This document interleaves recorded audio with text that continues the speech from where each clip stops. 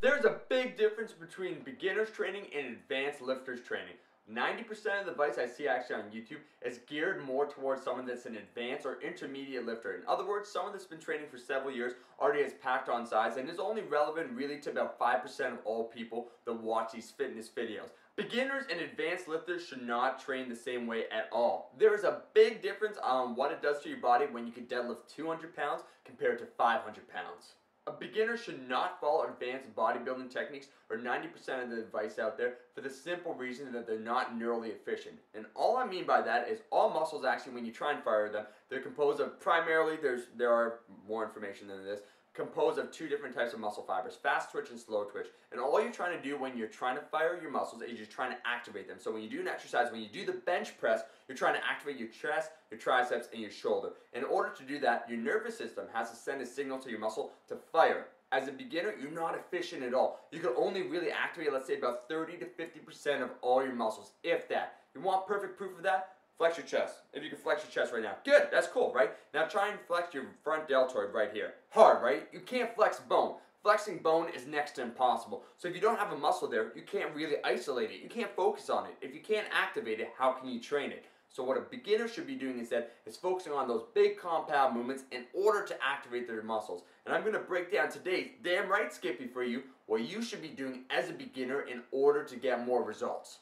It boils down to this essentially. To activate your muscle fibers or the most amount, you need to activate your fast twitch muscle fibers, which respond best to explosiveness and to power, to total strength being lifted. You want perfect proof of this? The two buddies that I've had on videos before, Jason and Stavon, trained the exact same way where they're training full body movements. They're training early on to add on some serious items, focus on the big compound movements. They focus on strength. Stavon can deadlift over 600 pounds and Jason can do well over 500 pounds. That's honestly how they gain their size, from doing the big compound lifts. It wasn't by doing exhaustion sets on bicep curls. Here are the differences between a beginner and an advanced lifter.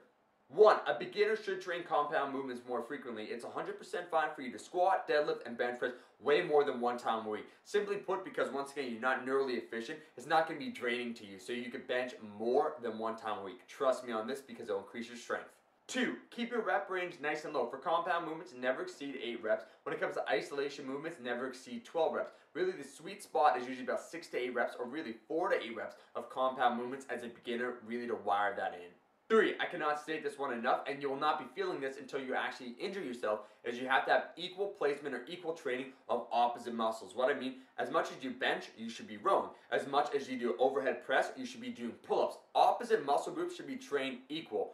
A lot of guys, in fact 95% of guys, will bench press way more than they row. As a result of that, they develop a lot of shoulder problems, inward shoulder rotations, anterior pelvic tilt, whatever the case might be. Structurally, you're a mess and you'll injure yourself. So make sure, from a beginner, you are a beginner now, make sure that you're training them equal and you avoid 99% of injuries. 4. Lastly, avoid training to failure. Why, do you ask? Well, it's like trying to get a slow person to do calculus. It just won't work. Trust me, I tried out myself. It just doesn't work. If you can't activate all your muscle fibers, so if you're trying to do a bicep curl right to failure and you're only really activating 40% of all your muscle fibers, how much work are you really going to get when you train them to failure? You're only going to activate those 40%. You can't activate yet your 80 or 90%. There's a whole bunch of muscle fibers not being activated. Until you can really flex and really feel it and have that strength in there to really push past it, if you're doing 10-pound curls, it won't do anything for you, no matter if you do 100 reps. There's a huge difference between a carbon and a diamond, and in the exact same way, there's a big difference between a beginner and an advanced lifter. In order to move to that next step, you have to follow these steps. Trust me, because it's the fastest and the easiest way. I cover all of that in my Project Buff program, but guys, make sure to leave a comment below on advice that you would give to beginners, and rate, share, and like. And if you're not subscribed already, welcome to the Buff family. 1, 2, 3, 4. I'll be seeing you next time.